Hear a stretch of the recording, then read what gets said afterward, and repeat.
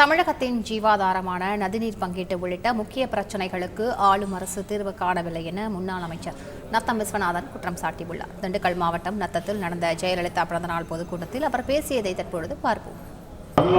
அனைத்து தரப்பு மக்களும் இந்த ஆட்சி மீது கடும் கோபத்தில் இருக்கார்கள் என்பதை வெளிப்படையாக இந்த கட்டணங்கள் மின்சார கட்டணம் இப்ப மின்சார கட்டணம் கட்டணம்னா எங்க சொத்துக்களை விட்டு சொத்துக்களை விட்டு கட்டணம் கட்ட வேண்டிய அவ்வளவு நிலைக்கு தள்ளப்பட்டு அவ்வளவு கோபத்தில் இருப்பதை கண்கூடாக பார்த்தோம். எடுத்தாலும் என்னன்னு இவன் தமிழ்நாடு நான் தான் சொல்லிட்டேன். என்னை சொன்னேன் தமிழ்நாடுன்னு ஒன்று இருக்குது, தமிழ்நாடு பேருக்கு இல்லை, அதையும் மாற்றி இனி கலைஞர் தமிழ்நாடு அப்படின்னு பேர் மாற்றி அது ஒன்று தான் பார்க்கணும்.